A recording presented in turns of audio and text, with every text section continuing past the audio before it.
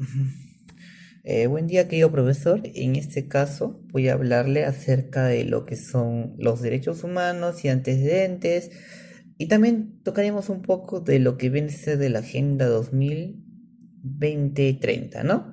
Bueno, en este caso hablaré un poco acerca de la historia de los derechos humanos. Primer paso que se dio fue pues en la Declaración de la Independencia de Estados Unidos en 1976, cuando se reconoció lo que vienen a ser los derechos, pues, inalcanzables, ¿no? Que viene a ser el derecho a la vida, a la libertad y a la búsqueda de la felicidad. Ahora, dentro de esto también se dio la Declaración de los Derechos Humanos y del Ciudadano en lo que viene a ser la Revolución Industrial, básicamente pues en 1789, donde se dio algunos principios de igualdad, soberanía popular y libertad, ¿no? Ahora, también dentro de este contexto está el Tratado de Versalles, que es el que básicamente se dio, marca el fin de la Primera Guerra Mundial, creación de la Sociedad de las Naciones. En este caso fue el primer intento de cooperación internacional, también fue donde nació la ONU, ¿no? Ahora, y también en la Segunda Guerra Mundial, ¿no? Que fue introducida del nazismo, fue más que todo una necesidad de un marco internacional de protección, se puede decir. Ahora, hablando, de hecho, ahora hablemos un poco o mencionemos las declaraciones universales de los derechos humanos, ¿no? Bueno, esto en sí fue aprobada por la ONU después de la Segunda Guerra Mundial. Bueno, reconoce los derechos civiles, políticos, económicos, sociales y culturales, y documentos de base de los sistemas internacionales de protección, ¿no? Ahora, algunos conceptos clave que nosotros debemos tener en cuenta, que es, por ejemplo, que es un derecho negativo, ¿no? Si se puede decir. Bueno, es una obligación de no interferir en la libertad de otros, por ejemplo, pues la libertad de expresión. Ahora, ¿qué es un derecho positivo? Un derecho positivo requiere de una acción o una acción del Estado o de terceros, por ejemplo, derecho a la educación, tal vez derecho a la salud. El Estado tiene que garantizarnos esto, ¿no? Bueno, eso es en base, si queremos diferenciar un poco entre derecho negativo y derecho positivo. Ahora, temas de debate actual, ¿no? Que básicamente uno que quiere ver que es la pena de muerte, pone en sí el derecho a la vida versus el derecho a castigo, un castigo ejemplar, ¿no? Que se puede decir. El racismo con la nacionalidad, entre la discriminación y la inclusión, la libertad de determinación de los pueblos, o sea, la independencia o bien la soberanía, aborto o bien el aborto o la eutanasia, ¿no? Vida, pone en figa básicamente si es la vida, la dignidad, la autonomía, ¿no?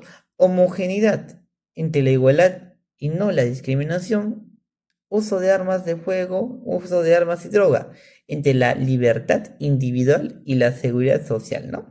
Son temas que en sí que está en debate de que se puede hacer. Puede ser que puede ser uno y otro, es dependiendo a qué postura se, se tiene en cuenta, ¿no? ¿Dónde te inclinas más? Porque en sí son temas que no se pueden decidir así por la ligera. Ahora, respecto al medio ambiente, claro, y también más que todo protocolos ya surgido, ¿no? Uno es el primero que surgió fue el protocolo de Kioto. En 1968 fue más que todo para reducción de gases de efecto invernadero. Acuerdo de París en el 2015, que básicamente es limitar el calentamiento global. También surgió en el Perú, por ejemplo, surgió en el 2005 la ley de lo que es Ley General de Ambiente, ¿no? Que es más que todo como un marco normativo. Y tenemos la ley 6, que viene a ser, bueno, que es el sistema de evaluación de impacto ambiental, que es más que todo regula proyectos y actividades que afectan a lo que es al medio ambiente, ¿no? Ahora, respecto a esto, nosotros si vemos respecto de todas las críticas que se ha dado respecto a la última Asamblea General que se ha tenido hace un año, pues por ejemplo, Milei, el presidente Milei de lo que viene a ser de Argentina, ¿no? Presenta que en sí reconoce, decía la ONU, que ha hecho bien su trabajo desde que nació, ¿no? Tras la Segunda Guerra Mundial, que logró lo que viene a ser la paz dentro de los años 70 y logró una estabilidad relativa y un crecimiento económico. Ahora, en sí también critica a la ONU de afirmar que la organización, bueno, critica que la organización se ha desviado de su punto principal de funcionamiento. Ahora, pues ha pasado de hacer un espacio de en sí de paz a ser como un gobierno de supranacional, que impone agendas más que todo ideológicas y colectivas, ¿no? Eso también que no, y encima Milei es una de las personas que no acepta lo que es la Agenda 2030. Otros son los derechos humanos y la libertad. Defiende la vida, la libertad, la propiedad privada y el comercio libre y cultivo de expresiones. Otra vez que critica, más que todo critica la inclusión de dictaduras en la Organización de los Derechos Humanos, la cuarentena del 2020 que según él fue una violación a la libertad, el sesgo contra Israel y la falta de respuesta ante el terrorismo dentro de lo que viene a ser el conflicto de Israel con lo que viene a ser ruta de Pakistán, ¿no? Ahora, las políticas, bueno, más que todo también rechaza lo que son las políticas económicas, colectivas, ambientales, que según él sostiene que limitan el desarrollo del país, de países más que todo pobres, que no pueden acceder a esto. Bueno, la posición de Argentina es más que todo, anuncia que el país no apoya políticas que restringen la libertad individual ni el comercio, rechaza el pacto del futuro, firmado por la ONU, y también propone una agenda de la libertad como alternativa. No, esos son básicamente algunos puntos que él menciona, ¿no? Que respecto a la conclusión que puedo llegar respecto a ese tema, uno, que se ha propuesto una agenda 2030, ¿no? En el 2015, claramente son objetivos viables, no tan viables para algunos países de en vía de desarrollo, porque es un poco idealista, se puede decir, como combatir el hambre cero, o sea, son cosas que sí se podrían lograr, pero quizás necesitamos bastante trabajo. Otro dato bastante curioso es que dentro de toda esta agenda solamente el 12% está, de todos los objetivos que se han planteado, está en camino. Y el resto está, por lo menos el 30% está en un avance y algo del 60% ya es una parte de la agenda en sí que ni siquiera ha podido avanzar o en peor está en peor, ¿no?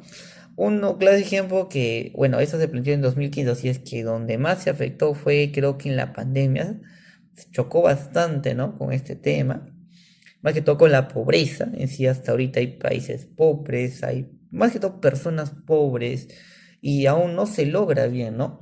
Pero en sí la agenda también ha sido muy criticada por bastantes personas, uno porque es idealista, otro porque también maneja con la ideología de género, hace creer que a veces, bueno, se puede entender que también está a favor de lo que viene a ser el aborto, impone ciertos derechos que afectan a las culturas, ¿no? Y también para hacer un desarrollo sostenible queda bastante, necesita inversión, ¿no?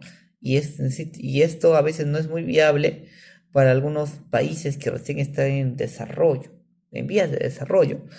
Y al final como que, al final solamente son ideas que se tiene que tener, ¿no? Algunas personas les han tocado de mala manera, si no, pero al final la agenda en sí no es obligatoria para los países, es como que si tú lo haces, normal, pero igual, yo lo que opino es que se debería buscar un bien común, debería por lo menos tratar de cumplir ciertos objetivos y buscar un bien común, ¿no? Uno, básicamente, por ejemplo, uno que viene a ser la libertad de viajar, supongamos, y que al final te pidan visa, o sea, que hay un control, ¿no? Y ya, pues, o sea, hay puntos donde quizás está para debatir, para mejorar, pero no es que tampoco sea de tan mal. Solamente queda que se cumplan los retos en sí, y básicamente eso sería todo.